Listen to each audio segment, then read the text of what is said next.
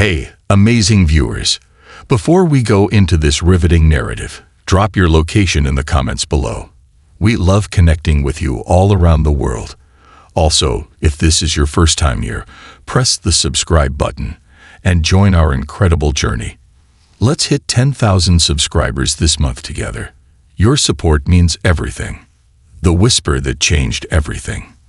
The soft hum of morning filled the house. Birds chirping outside, the rhythmic ticking of the kitchen clock, and the faint clatter of utensils as I prepared breakfast.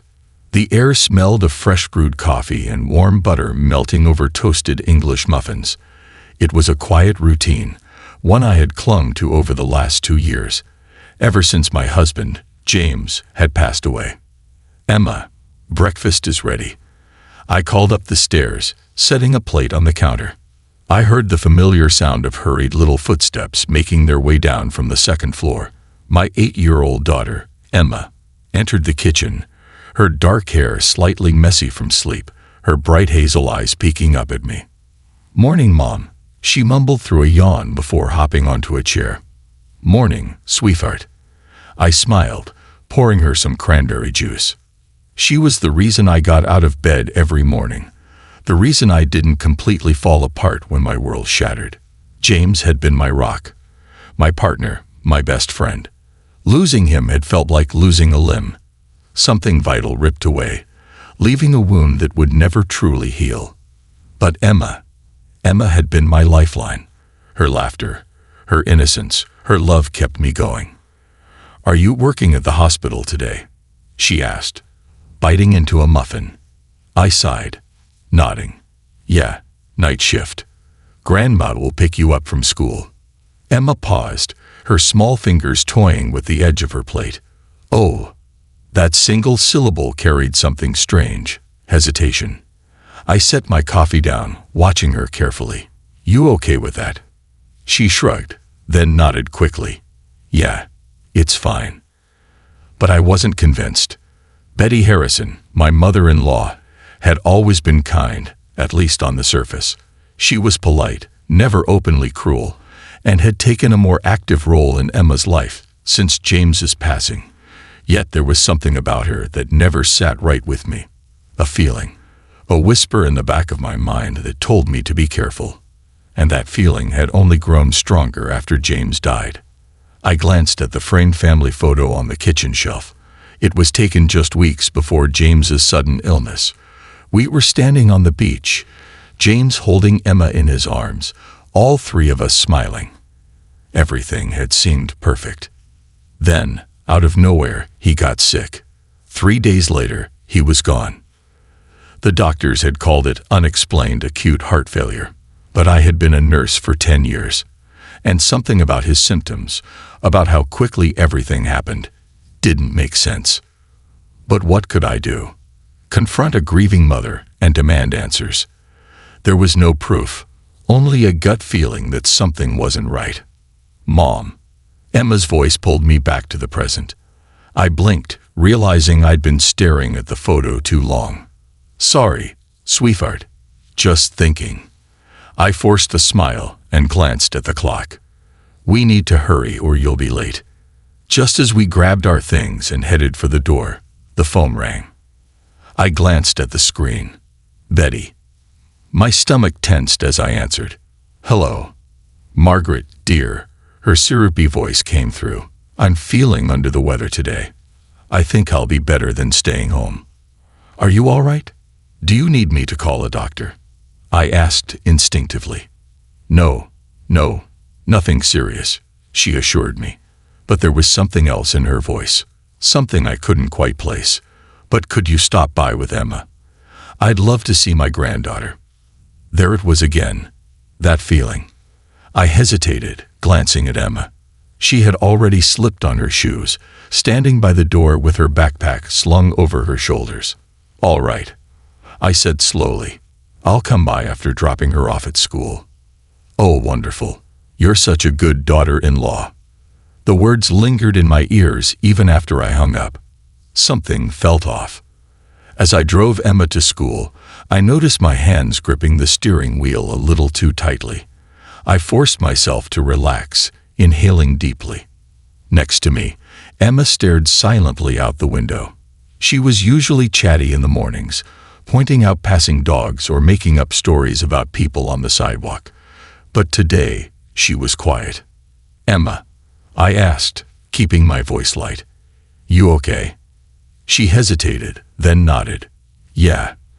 But there was something else, a weight in her voice. I wanted to press further, but the school came into view. I pulled up to the curb, giving her a kiss on the forehead. "Love you. Have a great day."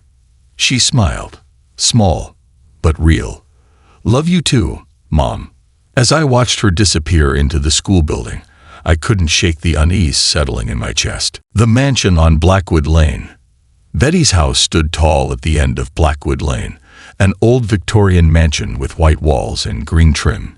It had always looked picturesque, like something out of a magazine. But today, as I pulled into the driveway, it felt different.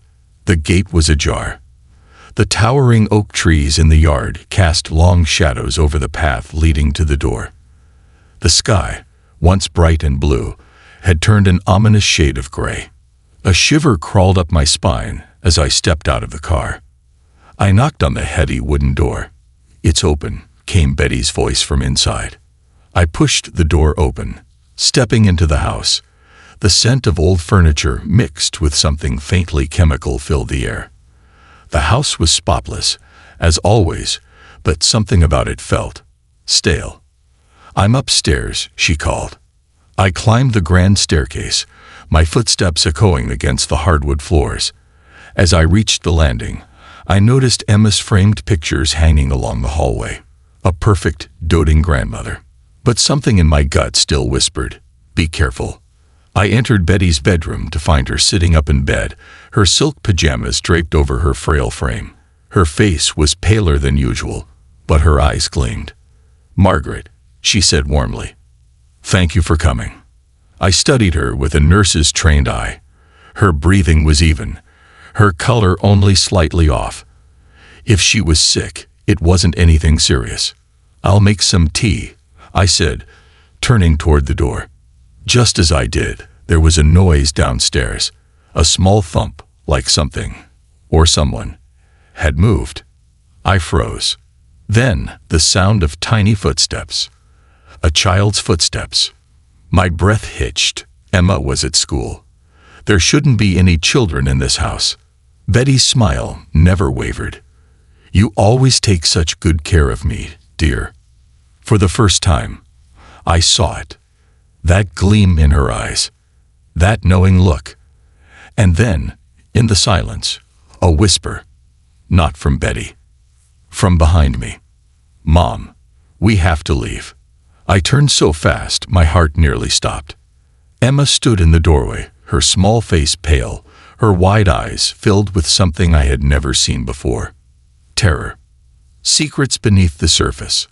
A chill ran down my spine as Emma's small voice echoed in the dimly lit bedroom. "Mom, we have to leave." She stood in the doorway, her hands balled into fists at her sides, her wide eyes locked onto Betty. Her entire body was tense, as if she had just seen something she wasn't supposed to. My heart pounded against my ribs. "Emma," I said carefully, stepping toward her. She didn't look at me. She just kept staring at my mother-in-law, her lips pressed into a thin line. Betty let out a soft chuckle, adjusting herself in bed. Now, sweetheart, why would you say such a thing? Come give Grandma a hug." Emma flinched. That was all I needed to see. I walked to my daughter, placing a hand gently on her shoulder. Her skin was cold, despite the warmth of the house. "We need to go, now," Emma whispered, barely audible. Something about the way she said it, like she knew something I didn't, made my stomach twist. I turned back to Betty, who was watching us with that same eerie smile. "I think we'll come back another time," I said firmly. "You should rest." Betty's smile didn't falter. If anything, it widened. "Oh, nonsense. I've barely had time with my granddaughter," she said sweetly. But her fingers tightened around the bedsheets, knuckles going white. Emma shook her head. stepping back, tugging at my arm. I had never seen her react this way before. A deep sense of unease rooted itself in my chest. Something wasn't right. Maybe next time, I said, already moving toward the door. "Margaret," Betty called, her voice suddenly lower. I froze. There was something in her tone, something that made my stomach knot. I turned back to face her. Her eyes locked onto mine, and for the first time, I saw it, something behind them. It was almost like she was calculating. "Your husband would have wanted Emma to stay with family," she said softly. A strange sensation washed over me. She didn't say me. She said Emma. I swallowed hard, forcing a polite smile. "We'll see you soon, Betty." And with that, I turned and led Emma out of the room. The escape. The second we reached the stairs, Emma bolted forward, practically dragging me behind her. She was terrified, and that terrified me. We reached the front door, but as I grabbed the handle, click, it wouldn't turn. I tried again, twisting harder. Locked. A wave of panic crashed over me. My mind raced. I hadn't locked it when I came in. Betty was upstairs. That meant Mom. Emma's whisper made my blood run cold. I turned to find her staring down the hallway. A shadow moved. Someone else was in the house. I grabbed Emma's hand. "Back door," I whispered. We moved quickly, my breath shallow, my heart hammering in my chest. We reached the kitchen. The back door was just ahead, but then, another shadow. Tall, unmoving, blocking our way. A man. My lungs squeezed. He was standing just outside, visible through the glass door. His features were hidden in the dim light, but I could feel his eyes on me. Watching. Waiting.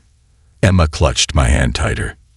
"Mom," she whispered, "I don't think we're supposed to leave." That was when I knew. We were trapped. The unspoken truth. A creak echoed behind us. I turned sharply. Betty stood at the end of the hall, watching us. The warm, grandmotherly facade was gone. What remained was something colder, something unreadable. "You should stay for tea," she said quietly. My pulse roared in my ears. "Why is the front door locked?" I demanded. Her expression didn't change. "Oh, Margaret," she sighed. "You always were too curious for your own good." A chill raced down my spine. Emma squeezed my hand so hard it hurt. "We're leaving," I said, my voice unwavering. Betty tilted her head. "Are you sure that's a good idea?" I didn't answer. I lunged for the door, flipping the lock. The moment I did, the man outside stepped forward. I slammed the door shut again. Betty laughed softly. "They always say a mother's instinct is strong," she mused. "But it's a shame you never trusted me, Margaret." My breath caught in my throat. I suddenly realized. This wasn't just about today. This had never been about today. This had started 2 years ago. With James. The sudden illness. The unexplained heart failure. The way Betty had taken Emma under her wing so quickly. Like she had planned it.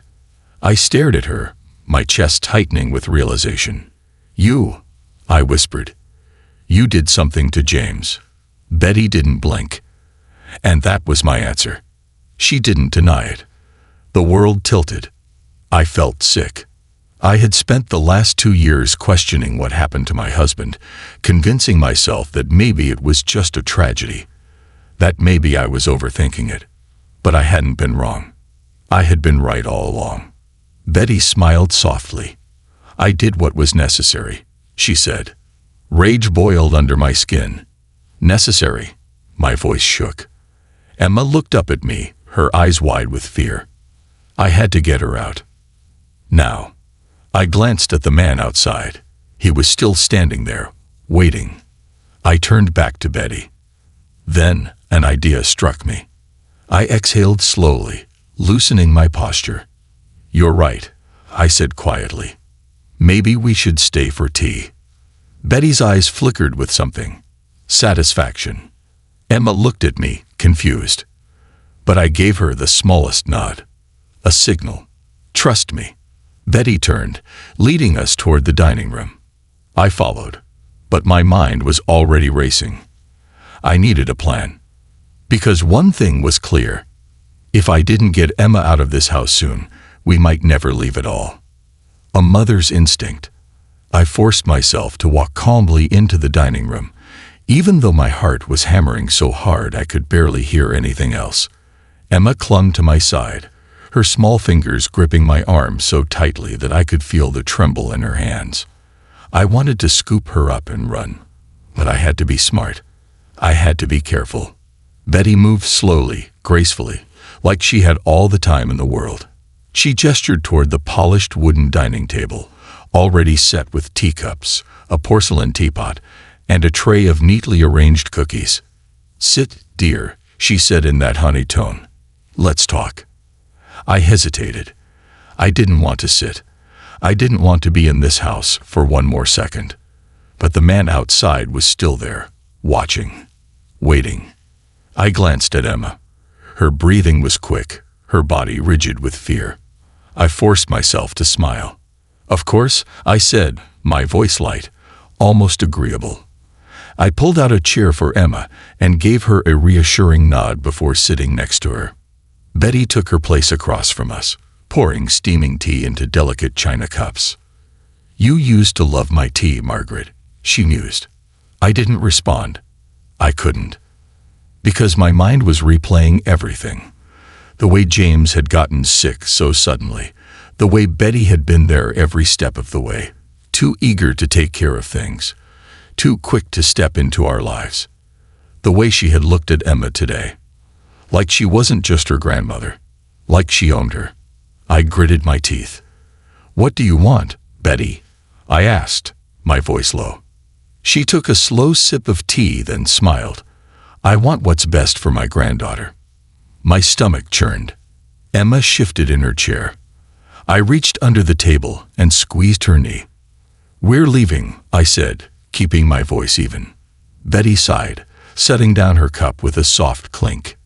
"You always were stubborn," she said. She wasn't smiling anymore. I felt a flicker of fear, but I buried it deep. I couldn't afford to show weakness. I glanced toward the back door. The man was gone. That was somehow worse. Betty followed my gaze and let out a small chuckle. "Looking for someone?" she asked. I turned back to her, my throat tight. "What did you do to James?" For the first time, Betty's expression changed. She tilted her head slightly, studying me. Then she simply said, "I made sure he wouldn't get in the way." My breath caught. I wanted to lunge across the table, to scream, to demand answers. But I couldn't. Not with Emma here. Not with the threat still looming. I clenched my fists under the table. "You poisoned him." Betty didn't confirm or deny it. She just smiled. "I did what was necessary," she said. The same words as before. Emma let out a small gasp, her grip on my hand tightening. I wanted to cover her ears, to shield her from all of this. Instead, I leaned forward, my voice sharp and quiet. "I don't know what kind of sick game you're playing, but you're not keeping Emma." Betty sighed again, shaking her head. "You're making this so difficult, dear." Then she did something that made my blood run cold. She reached into the pocket of her robe and pulled out a small vial, a glass bottle, filled with something dark. She placed it on the table between us. I stared at it, my heart pounding. "Do you know what this is?" she asked softly. I swallowed hard. "Poison," I said. Betty smiled. "It's what I used on James." I nearly knocked over my chair standing up. Emma let out a tiny whimper, but I kept my body between her and Betty. "You monster." Betty lifted a hand. Now. No need for dramatics." She tapped the vial lightly. "This was meant for you, Margaret." The world spun. I couldn't breathe. She had planned this. She had always planned this. "I was going to be patient," she continued. "I was going to wait until the time was right. But you never knew when to let things go." My hands trembled. Why? My voice cracked. Why do this? What do you want? Betty's eyes flicked to Emma. My stomach dropped. No, I whispered. She belongs with me, Betty said simply.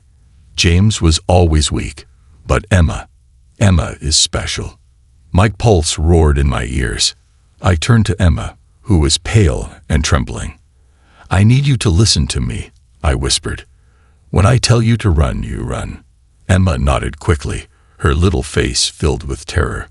I turned back to Betty, my heart slamming against my ribs. You will never take her from me, I said. Betty let out a low, disappointed sigh.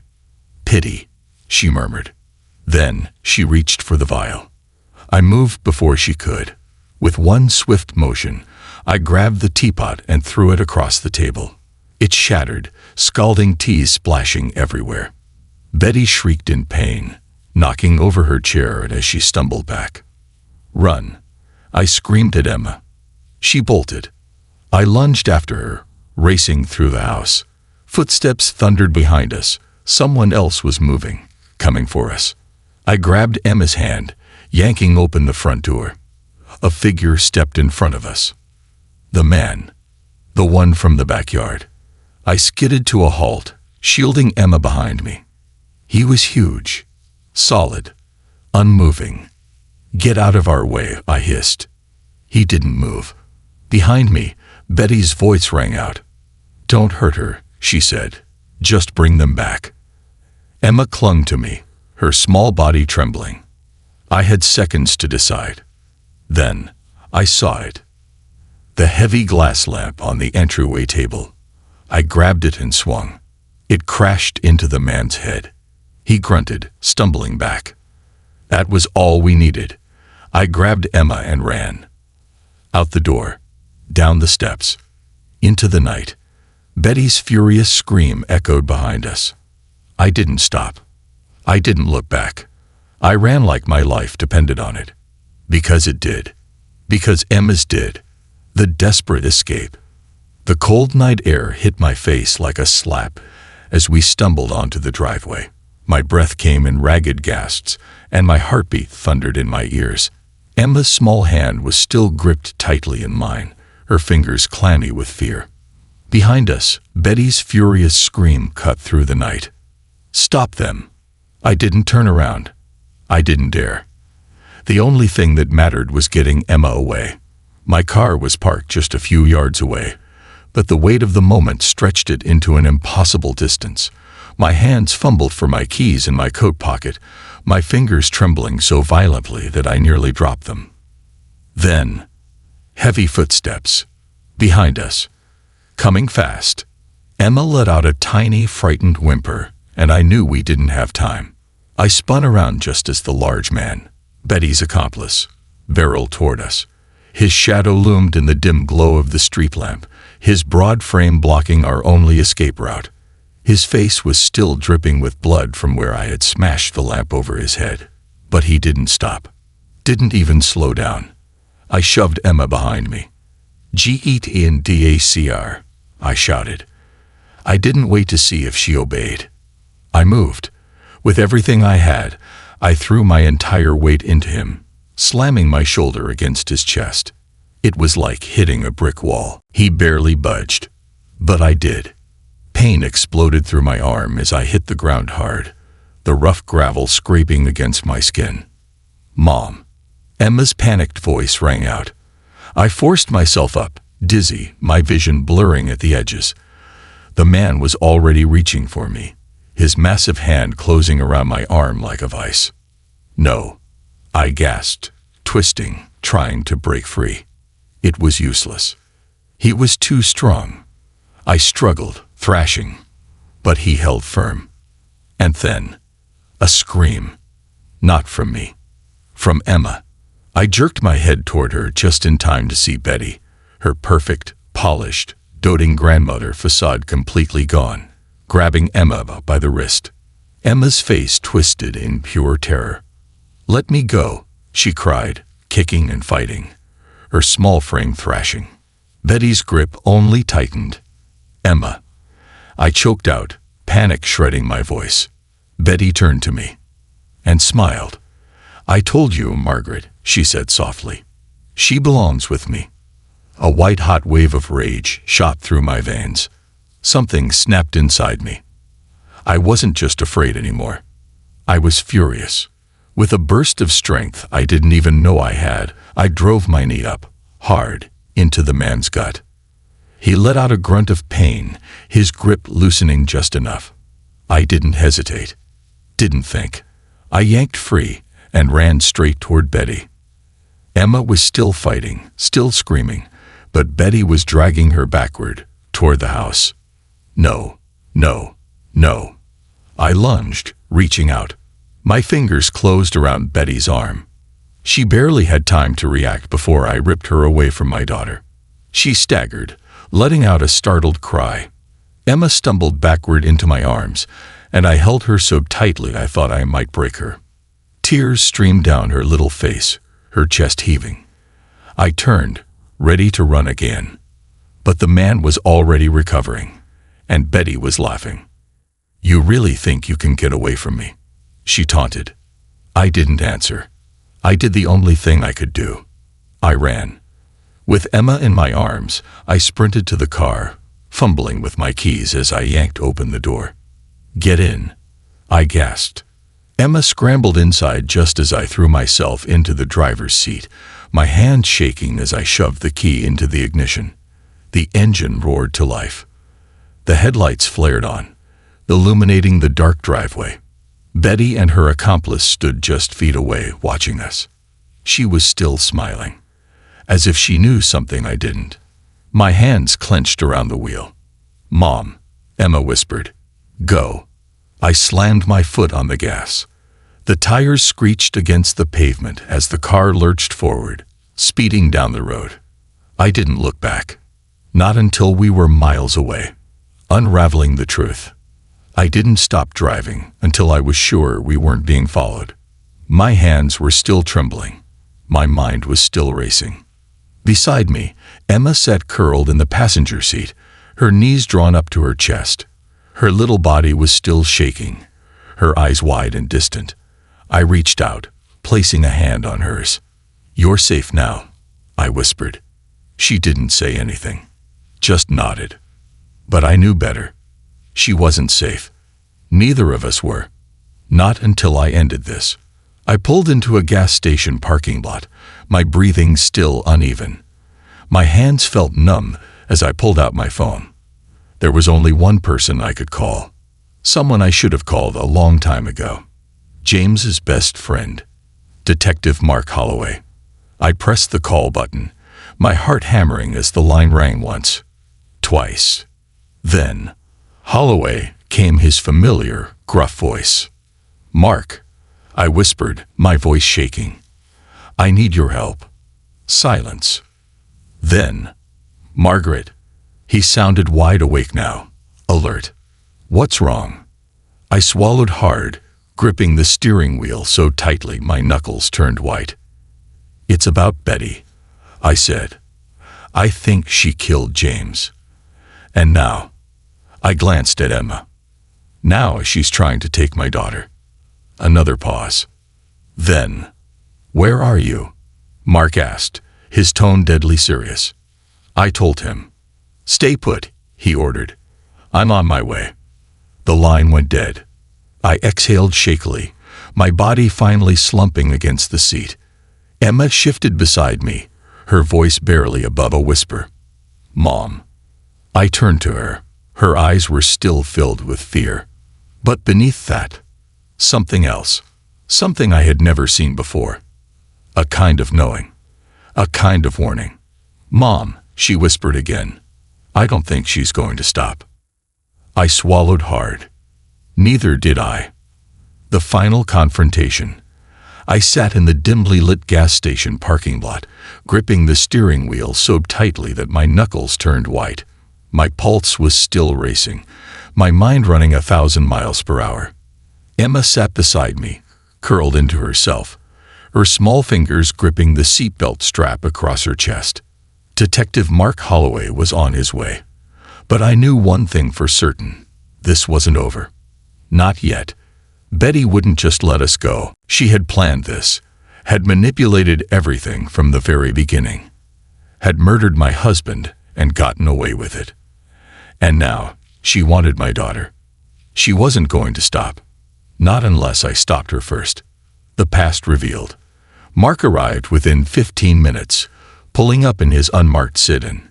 He stepped out, his face sharp and serious, dressed in jeans and a leather jacket, his badge clipped to his belt.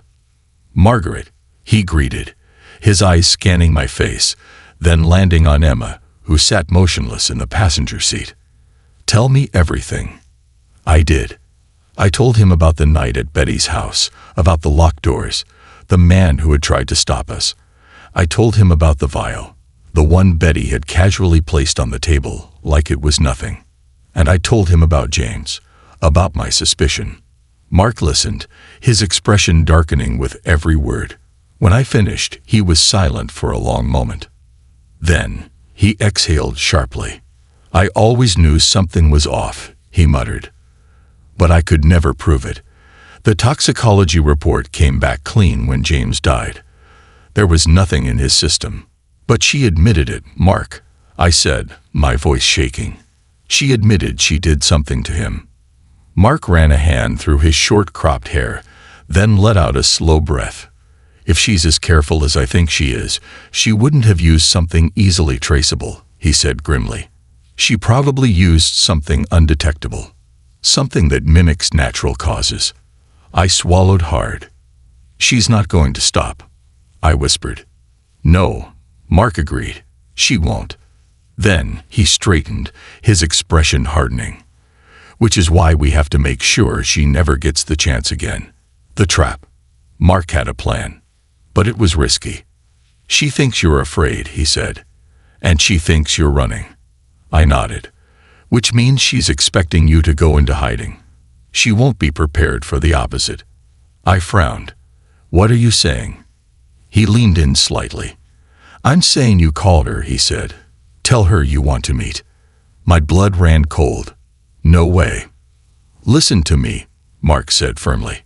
"We'll have eyes everywhere. I'll set up a sting. The second she makes a move, we'll have her.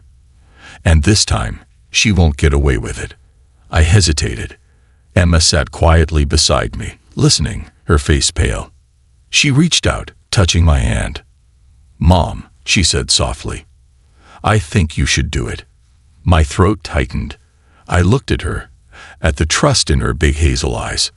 She believed in me, and I had to believe in myself too. I turned back to Mark. "Okay," I said, "let's end this." The final meeting. We set up the meeting at a quiet cafe on the edge of town. I called Betty and told her exactly what Mark suggested.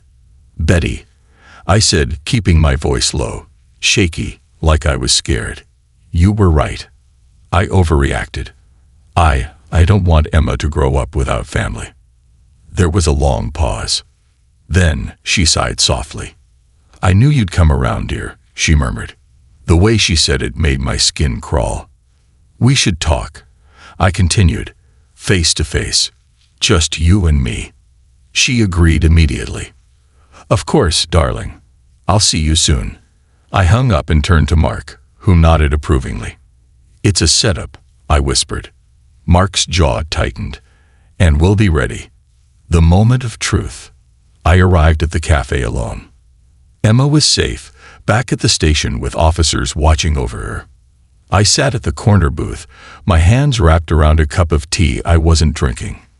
Betty arrived 10 minutes later, stepping inside with a calm, composed grace, like this was just another afternoon tea.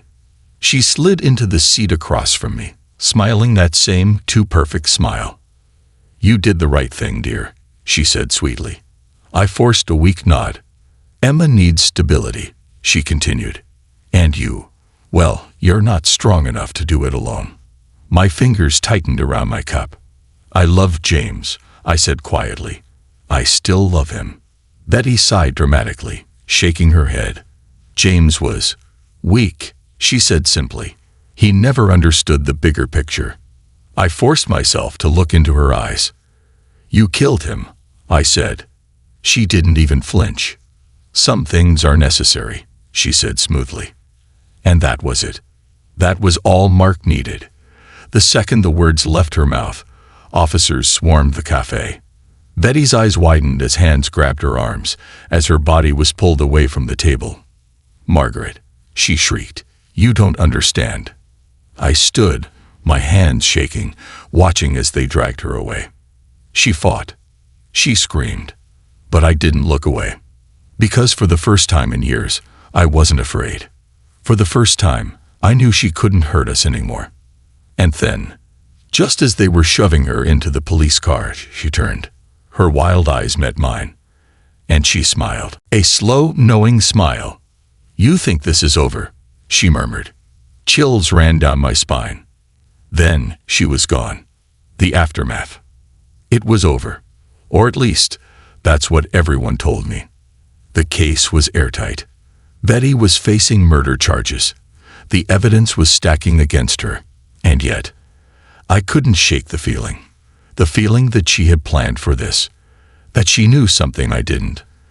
But I pushed it down. I had Emma. I had my life back. And for now, that was enough.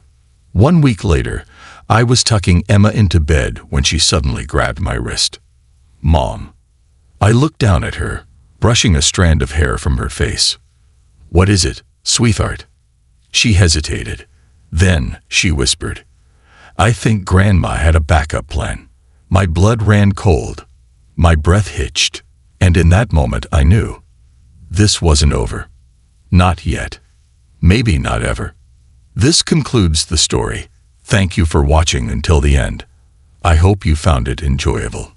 If you did, please consider liking the video and sharing it with your friends. Don't forget to subscribe to our channel and activate the notification bell for more captivating stories. Have a great day.